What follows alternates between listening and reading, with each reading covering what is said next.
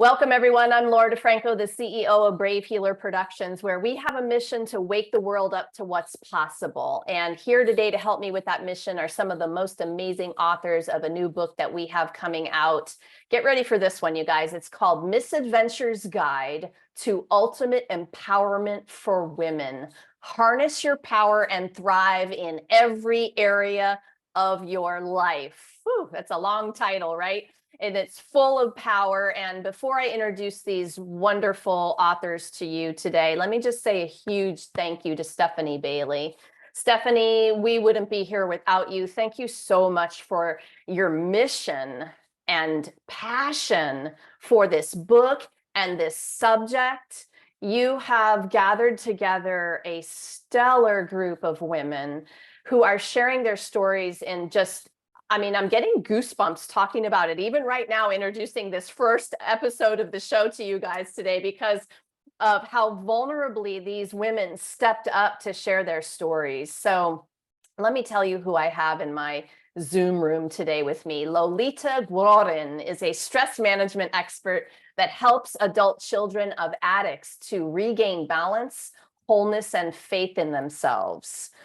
I have Nolwazi Charmaine Nkosi with me. She's a 20-year badass author. I love that, Nolwazi, who believes her words are mightier than a sword. I would agree with that. And Tara Ritchie is a licensed avatar master who empowers you to live deliberately by discovering beliefs hidden in your consciousness. Oh my, are you all ready for this conversation? Okay, so let's start the party with Lolita. Tell us about the amazing chapter that you wrote for this book. So I contributed chapter 16, and it's called Rip That Bandage Off, How to Face Your Present by Healing Your Past. And I am sharing a story from my previous life, as I say, since I think I evolved a lot since then. And I'm sharing a story how I had an emergency, a visit that I needed to go to emergency room, but my husband then was not really even taking me there. So I'm going to leave it there, but I realized that I was in this abusive, narcissistic relationship because I had childhood trauma. And for me, pain was love. So I teach a tool in this chapter how to really face your past so you can change your present by realizing where your wounds coming from and heal that way so you can change your life for better. Oh my goodness. I'm going to back you up to what you just said. For me, pain was love. I think there are probably a lot of listeners today who resonate with that line.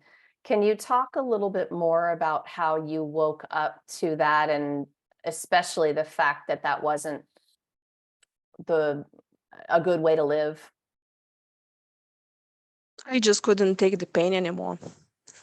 It was just so painful. I think that a lot of times in our lives, we are so comfortable even with the pain that we still can carry. But then it gets to the point that it's just so painful, and you think to yourself, something must be wrong. I'm doing something wrong here. And then when you realize that this is all happening, not because you're doing the job wrong, but where you come from. And it's nothing that you do is wrong. Actually doing the best you can in that situation. And you carrying that pain is the best that you can do. But then there is much more things that you can do for yourself that could be beautiful and not painful. And when I couldn't take the pain anymore, and I start questioning myself, where is this coming from? Why I behave that way? Why why it's so stressful? Why I look at the stress different way? Where is this all coming from? When I discovered the wound, then I was like, okay, now I need to rip that bandage off. The bandage is still there. It's painful to rip off. That was my marriage. So I think you know that, or you believe that, the journey for every individual is divinely guided. But if you had a piece of advice for somebody to maybe, you don't have to get to where you can't stand the pain anymore, what would be that awareness that you had a little sooner? Is it important to catch this a little sooner? Absolutely. I think number one, you need to listen to yourself and your intuition. And if you came out from a dysfunctional family, that actually a lot of people do, we've been taught not to listen to our intuition. We've been taught to not, your feelings not important, your needs are not important. So you need to just ask yourself, how am I feeling today? How am I feeling good about my relationships, about my job? And if you feel like, whoa, it gives me this uneasy feeling, I'm not feeling um, happy in this. Just ask yourself why, and then keep on digging. How is the situation serving you? Are you keeping yourself safe? Are you doing this because you don't want to be rejected, so you're gonna stay with the job or the person just to, not to rock the boat? Just listen to your intuition. If it does not feel right, it is not right. Ask for help, and you can get out of it. Oh, Lolita, thank you so much for kicking off this interview today in this way, talking about essentially awareness, which is something we're going to talk about throughout this entire interview today. It's important to empowerment. So stay tuned, you guys. You're going to hear more from Lolita in just a minute or two. So, Nolwazi, you're next up. Tell us about your amazing chapter. Well, I have chapter 14. And it's about the complete guide to psychological and spiritual growth. And my subtitle is How to Prevent Being Broken Down by Illnesses. Well, from a young age, I've been struggling with illnesses. I was born with jaundice. I've had asthma, but my biggest challenge has been eczema. Till this day, I still have eczema. So from a young age, I've really been struggling with going out to the sun, playing those fun moments that you carry to your adulthood. I've missed out on a lot. So in this chapter, I just tell people my story, how I've overcame it, and the different struggles that I came across with my medication and stuff. So this chapter really encourages people that without your spiritual health and your psychological health being in sync, you really cannot be able to carry on with your life in a normal way. Normal being in your own way that you know, because many people have a different definition of normal, but my normal has become taking medication, going to doctor's appointments, and being actually comfortable in my own skin. Because when you look at other people, especially my twin, I have a twin sister, she has flawless skin. When I look at myself, I feel like I'm the I'm the black sheep. But I've learned to live with myself in a peaceful way and really get to love myself. So my chapter encourages people that, you know what, live with yourself, and it's okay to be sick, it's okay to be ill, but don't be broken down by it. You have to keep your emotions in check, your health in check, your psychological factors in check, and your spirituality together. So yeah, I think that's very important to know in life. So I'm thinking about one of the characters in your story, and I believe it was your grandmother, but there were people in your life who helped you on this journey in terms of that self-love journey. You know how people recognize things in you before you recognize things in you. And I remember that piece. Was it your grandmother? Can you talk more about your mentors? Yeah, my grandmother and my doctor. Really, I didn't have any self-esteem, and I was really scared to talk about it. But my grandmother, out of all people, out of even my own sister, could see that something is wrong with her. She's struggling with her emotions because I would hide under my clothes. So my grandmother really took, like, she made me break out of my eggshell, because she was like, no, it's okay to talk about it, it's okay to feel bad, it's okay if you cry, but you have to own up to it. Know that you are sick, know that you can overcome this thing. And my doctor, she actually was like, girl, you look beautiful, oh my god, what have you been using? You know, she made me feel like I'm in charge of my life. And I was like, oh wow, really? Yeah, I feel beautiful, and I really thank you for acknowledging me. So I started being confident and shining. Yeah. I love that. I loved reading about those different people in your life, and I'm going to ask you all a question about that a little bit later. Nolwazi, thank you for being here today. So stay tuned, you guys, and we're going to hear more. in a minute or two, but let's hear about Tara's amazing chapter next. Yes, well, thank you so much for having me. I was blessed to work with these women and, be part of this project. And my chapter is chapter 3, Manic Depression, How Medication Gave Me My Life Back. And essentially, I take readers back about 10 years ago when I went through treatment and got the help that I needed. And this was a couple of years actually after I got my first diagnosis. So when I finally kind of went against my family's recommendation to go through natural methods and different things, and I just let Western medicine help me with medication and psychiatry and some of these other treatment modalities, even EMDR, which is, with your therapists that you can do these things that to help also, help with some childhood trauma. I was able to integrate it all and actually have a functional life again. And it really was a blessing to me. I love that you told the story of this, because I think it takes some courage. All of you, really, thank you for being brave about sharing your stories the way that you did. But Tara, the story about meds is vulnerable, and mostly because I think it's so controversial, easy for me to say.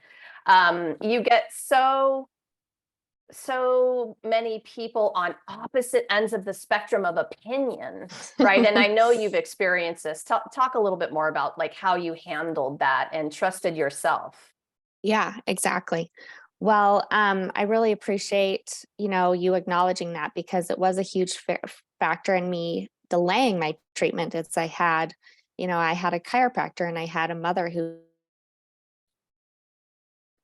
said, oh, don't get on medication. You could gain a lot of weight, and don't, that's going to just numb your brain. It's going to numb your personality. Like, it was almost like a life sentence. And for me, getting that diagnosis was actually a blessing, because it meant I could actually treat it. So delaying treatment a couple of years was not helpful for me. It made things way worse.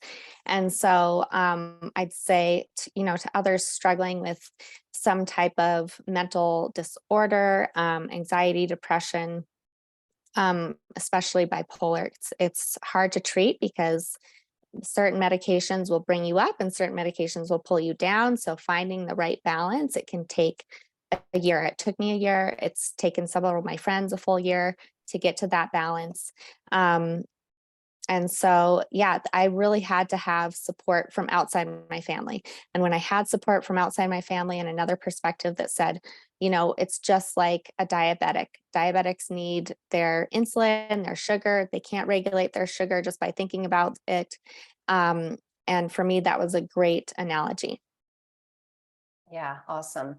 All of you, I think, are speaking of people around you too, that, you got the support from some people. You may have not have had it from other people, but all of you went inside. And I to trust that inner wisdom is a big deal. And it's kind of part of this next question I want to come around to all of you about, which I know that one of the missions for these books is to have all of the different voices. And so I appreciate all of you so much for, not for just saying yes to the project, but for stepping up with your voice.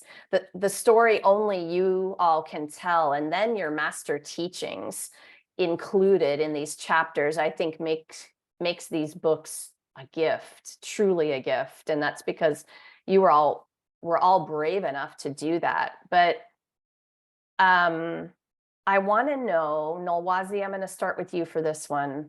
What does it mean to you to feel or be empowered? How does it feel inside?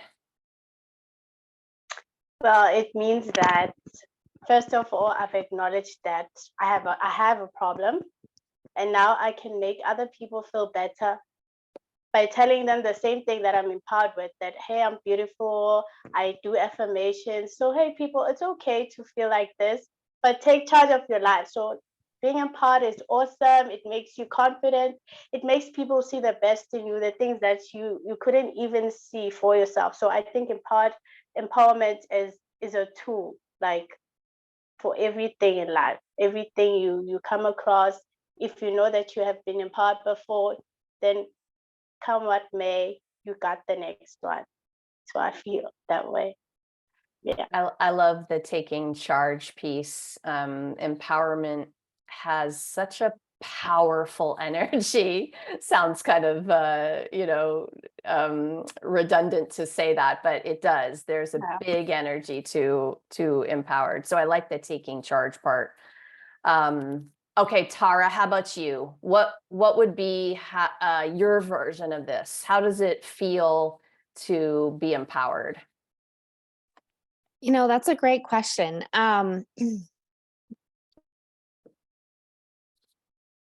When I initially, so going back to the chapter, when I initially knew something wasn't right, and I knew manic depression ran in my family, I went to a psychiatrist and took that first step. And then I kind of trusted the people in my inner circle to not take medication or not take treatment at that time. So I think what you said about going back to that inner wisdom, when you have some success with that, like, okay, I started exploring, once I actually did get on medication, got treated, I started exploring like, okay, what happens when I trust my intuition?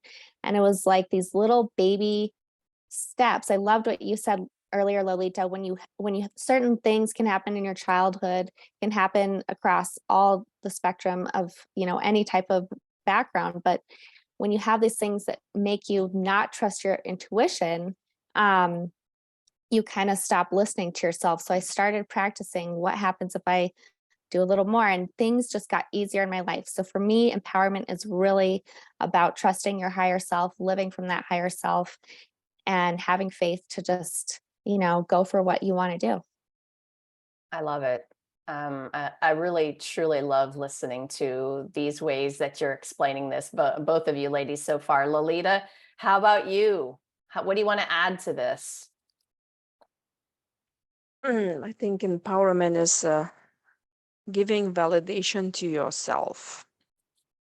Because when we grow up of constantly being told that our needs are not important and what we feel is not true, we always seek validation from other people. That's how we end up in the bad jobs and bad relationships, and then get ourselves physically, mentally sick. And validating yourself, that's what the true self-love is. Loving the way you are, and no matter what size or shape you come, or where you're coming from, no matter what illness you have, or no matter what you do, it's about loving the way you are. And there is no wrong or good way to look at things. It just is. So as soon you realize that somebody who's looking at you and saying, no, you bad, this is this part of you that is bad about you. Really, who's saying that? As soon we realize that being different doesn't mean is wrong, it's just being different. And that's the beauty of the world. That's why we have such a beautiful world around us. Imagine we'll all be the same. We'll be very boring. I think we'll go extinct, really. So loving yourself is really empowerment, because when you empower yourself, validating yourself, and then you can share that experience to others, I think that's the most powerful thing, that you can change the world. And then we can say, hey, now we're in world peace. That's my dream. I love it. Absolutely. Let's start it today, huh? Oh my goodness, I'm writing all these things down that you ladies said. Taking charge, trusting your intuition, validating yourself, your badass self. Yes, yes, yes. Okay.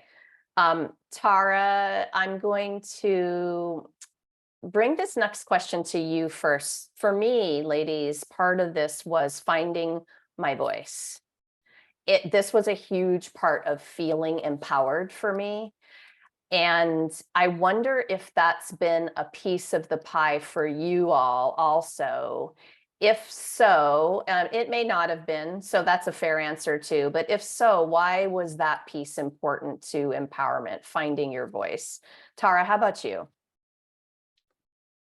It was really important. I think it was the most important part. And for me, I think for everyone, there's a lot of confusion when you come into adulthood about what is my voice, what is my parents' voice, what is something I learned in school. And so through the avatar course, which I started teaching, I was able to unwind a lot of those beliefs and I realized like these are not my beliefs, they're just beliefs. And so, the avatar course, Harry Palmer talks about when we understand that there aren't any wrong or right beliefs, it's just a perspective, then the right and wrong game will unwind and world peace will ensue. And so I just love that feel. I love it too. Who knew we would be talking about world peace today in terms of the empowerment topic? I love it. Okay, Lolita, how about for you? Was finding your voice a part of this? I'm guessing yes, but talk to me about the importance of that. Just acknowledging that it's okay to be me, to feel me, to want things for me. It's okay. That's actually what life is, because that's how I'm contributing to the world. That's bringing me from inside out. That's the beauty of it. There's nothing wrong with me. I was here put on the planet for a reason, and all of this I'm getting is an experience. I'm adding this to the experience, and that is the beautiful thing. Just validating yourself, being there for yourself, standing up for yourself, but not doing this in a way of this is me and this is all you. No, it's we all in this together. There's nothing wrong with me and there's nothing wrong with you. And that's the beautiful thing. Yes, I love that. Okay, Nolwazi, how about you? Was finding your voice a part of this journey for you? Talk about how important that was. Oh man, quite contrary. I didn't think it would be as impactful and like significant to find my voice, because quite being honest, when you take a look at what you've written down, like, oh my God, like, did I really go through this? Like, is this me? Oh my word. And you're like, oh wow, like this is gonna change people's lives. There are some people out there who are like, oh, but I don't feel beautiful, but I don't this and this and this. But you actually have something powerful in you, your voice, and you're like, you know what, it's okay, you're beautiful. Just go out of your bed, take a look at yourself in the mirror and see the beauty that you have. And I think everyone has a voice, whether you've written a book or not. Just looking at yourself in the mirror is a story on its own, and telling yourself and validating to yourself that, oh, I have beautiful eyes is something great. Yeah, so I think my voice, I still haven't gotten to a point where I have fully found my voice, but I think I'm getting there 50%. And this book has really helped me do that. Yeah. Well, thanks for mentioning the writing piece of finding your voice. It's like I'm a fan. And then of course there's speaking. There are versions of this, at least there were for me, Yeah. finding my voice even in a journal. And I've done exactly what you said, Nolwazi. I'll look at this journal and go, do I think that? Like, what? And it's an awareness process. That's why I think it's so important. And you're all sharing nuggets of awareness today. The book is full of these beautiful gifts to help people on their awareness journey at all the levels. I think your teachings bring people to, I call it the ninja level, the ninja moves of awareness, right? Where we really are in a mastery of the practice so that we don't get stuck for too long. We all have bad days though, everybody does. And that's actually what I want to ask you all about next. Lolita, I'm going to start with you. So, some days are harder than others when it comes to feeling empowered. When you are having a particularly tough day, what's one example of a way that you shift your energy? Give us just one little one. I know there's 100, but. So the first thing for me is to actually allow myself to feel bad. I think if we all are in this empowerment journey and we think like, oh, I should be doing better than this. It feels to me like I'm going backwards. Oh, no. I should not feel angry. I should not feel sad this moment. I shouldn't be there. I'm like so enlightened. I don't really need this. Like, no, just be there. Just be with the emotion where you are and allowing yourself to just feel it and be how you are. That's accepting yourself. Because when I come from childhood trauma, I was not even allowed to feel myself, and the people who are supposed to be by my side, they were not there. So when you feel bad, do not abandon yourself that moment. Stand by your side and say, you feel sad, that's okay. You feel upset, that's okay. Just allow yourself to be there. Beautiful, Lolita. I think it's the foundation of a healing practice, is to give yourself permission to feel everything first, right? And then you can take steps from that place. How about you, Nolwazi, in terms of, if you're having a tough day and you're aiming to shift into a higher vibration, what's one way that you do that? Oh man, I was gonna say the same thing. I allow myself to feel to feel the pain, and I'm like, okay. And then I ask myself, why do I feel this way? Okay, I feel this way because of this. How can I make it better? How can I make myself feel better?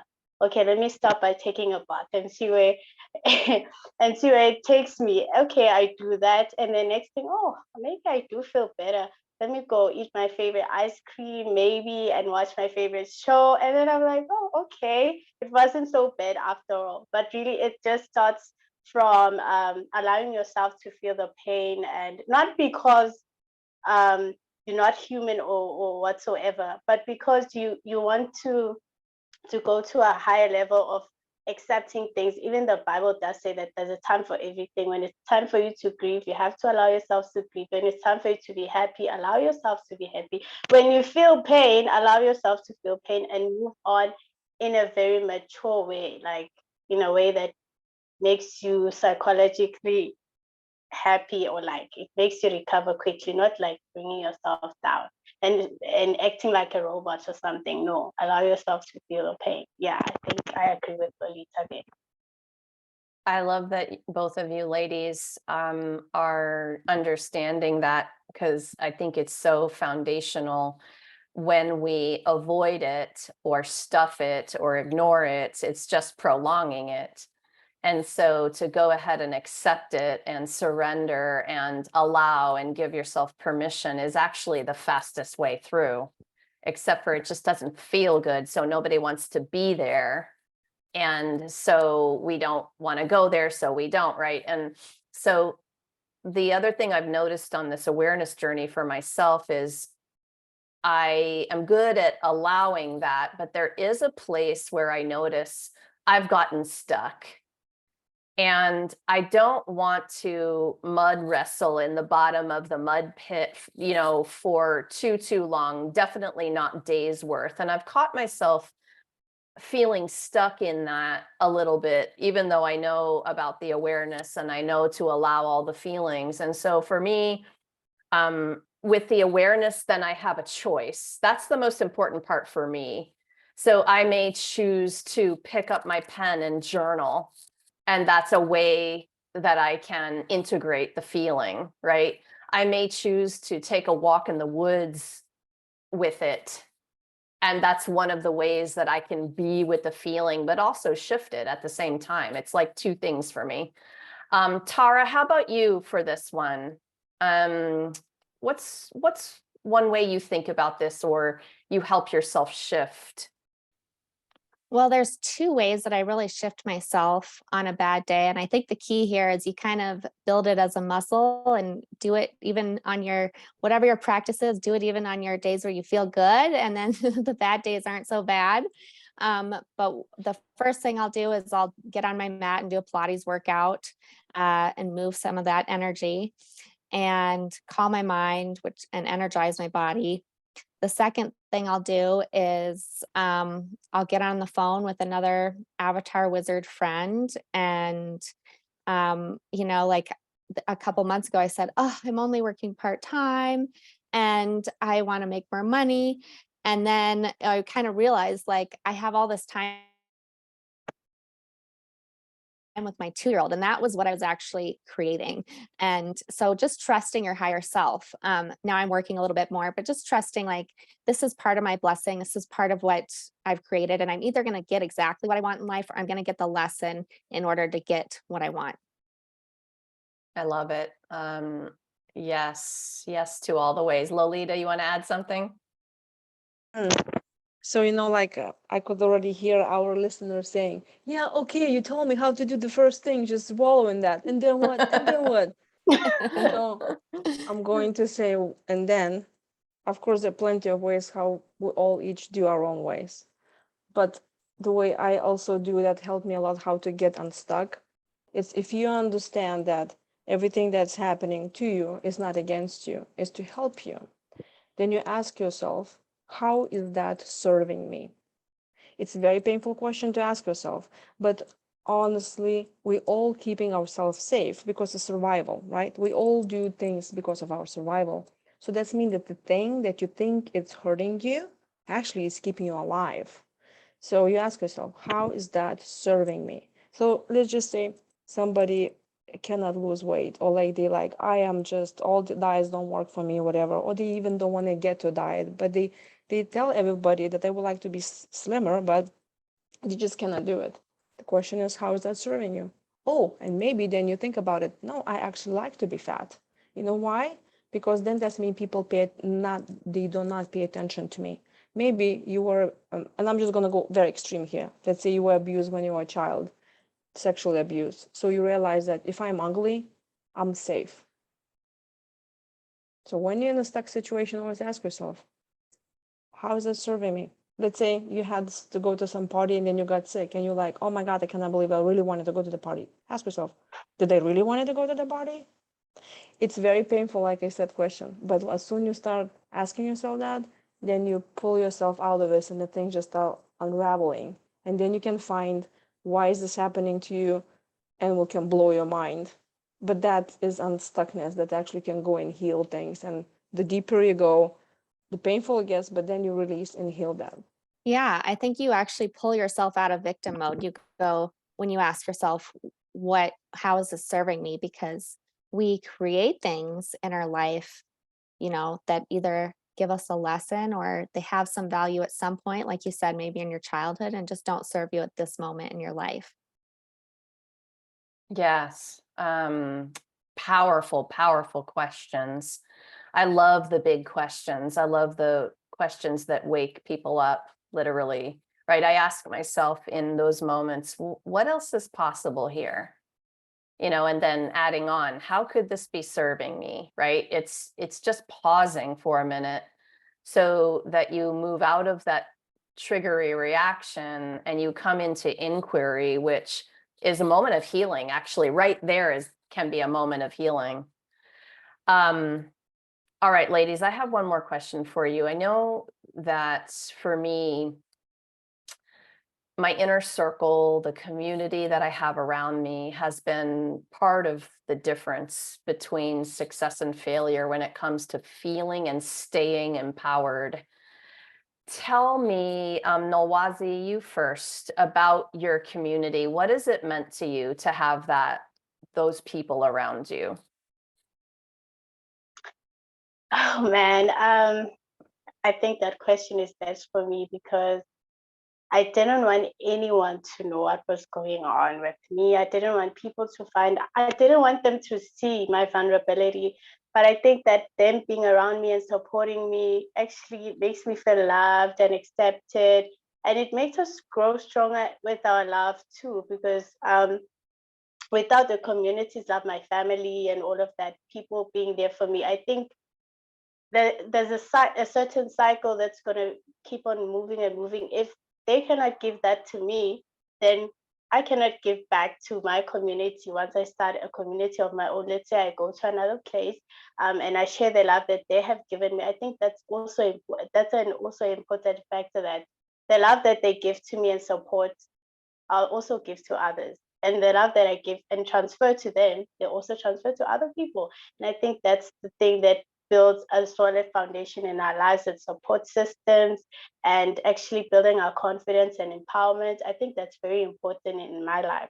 my community and sharing things with them that made me feel my vulnerability made me more wiser that, okay, I can share things with people and actually get feedback and support from them without having to prolong things and hiding things and actually causing things to be very worse for me. So my community is my strength, my support system, my love system, yeah, and my empowerment. So that's great. It's actually great to have a community.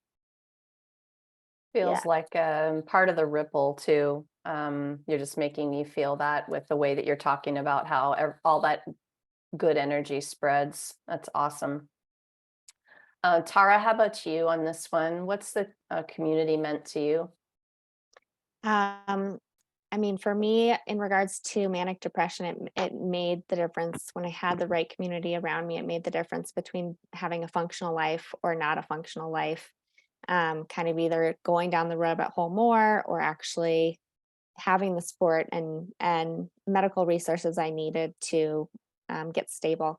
So I think just as a short addendum to that, just keeping girlfriends around, having your circle and not being too tired or too busy to have that space to have girlfriend time where you can just relax and be yourself.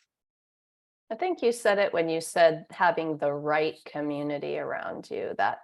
That's a key. And everybody will figure out those right people for them and when they're feeling supported, loved. And for me, it's like, ooh, you're helping me be the person I want to be in the world. Yeah, that's the right community, Exactly. The people that will keep you accountable for your actions and not go, oh, I feel so bad for you, but go, hey, is this really working in your life? What do you actually want to create? And it's, those friends are always the ones that are the happiest for your successes too, because they know how much of an intention and strong intention you had in creating deliberately.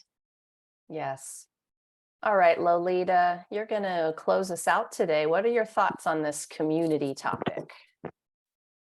And so, here our listeners again, and they saying, but I don't have a friend. My family sucks. Okay, and that's where I was, okay? Because I was thinking something's wrong with me. I'm overreacting, all this. I grew up with an alcoholic father and narcissistic mother. I have no more siblings. I seriously thought there was something wrong with me until I came across a book who said, no, nothing's wrong with you. You're just an adult child of an alcoholic. The second book I came across, it was because you're being grown by a narcissistic mother. There's nothing wrong with you. You're a survivor.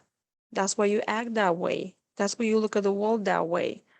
And that was, they blew my mind. I did not have a family who I could go to, my mom, my sisters, and whatever, and say, I don't have my grandparents who were like lovey-dovey and saying, hey, yeah, I'll give you a cookie. I wasn't.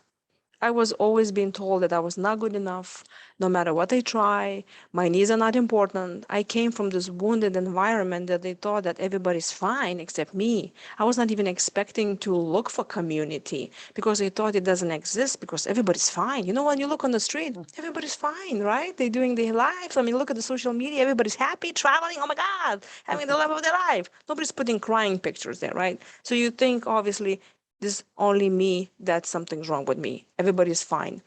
So I think having a community starts really with finding out that there are people like you. And just to close off, kinda, books like that we're contributing chapters now. Books like that, when somebody reads and say, oh my God, that's my life. That's my life. And then you suddenly realize I'm not alone.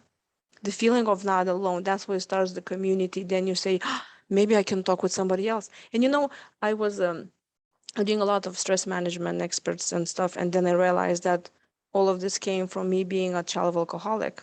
And then I start talking with somebody else, and I said, I'm writing a third book about stress management for adults of alcoholics. And they're like, oh my God, I need it too. And then I realized, there's a lot of people like that. So the community starts from your self-awareness that there's nothing wrong with you, and there are other people that are like you.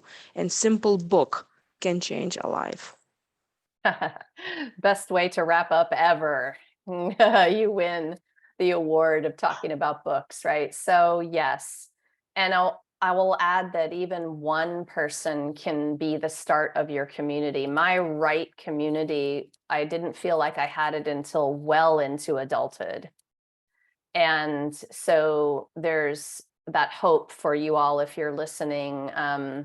Oh my goodness, the Misadventures Guide to Ultimate Empowerment for Women. This is so much more than a book. It is a community of amazing authors like the ones you heard from today. Authors, thank you so much for what you do in the world and for being here today to share it with everyone. Thanks so much for what you're doing on a daily basis to help other people feel empowered in their lives. It's amazing what you do. And if you're a listener and you heard something today that gave you the goosebumps and sparked some curiosity, just roll on down to the show notes because all of the authors are hooked up there with their websites and they are very generously there for you to answer the question or help you take the next step. Continue the conversation today that we started, right? These are juicy topics. We could be talking about them all day long. So take an adventure, take a little click on their websites, figure out all the awesomeness that they're up to in the world. And you are for sure invited to join us, the entire Misadventures author crew, for a live stream book launch party. That's going to be on October 27th, 10 a.m. Eastern. We're going to be on the Brave Healer Productions Facebook page. I have that link down below for you as well. And if you're listening after that date, well, you can hop over to Amazon and grab your copy of the book because then that means that it's ready for you. Lastly, today, everyone, remember, your words change the world when you're brave enough to share them. So it's time to be brave. See you next time, everyone. Thank you, ladies. Thank you.